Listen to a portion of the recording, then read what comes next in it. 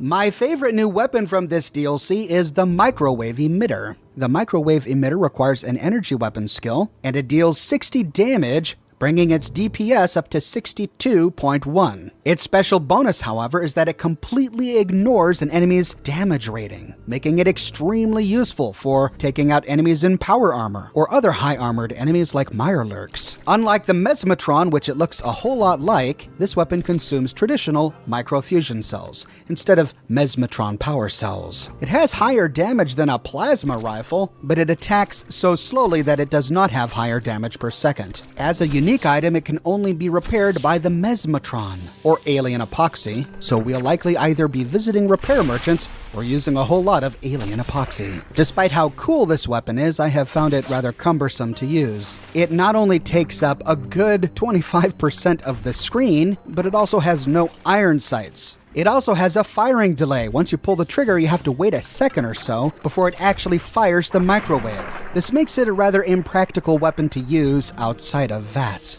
but within Vats, it's a pretty useful weapon. Like the axe, it has an action point cost of 30, which is less than half of the action point cost of the Mesmetron.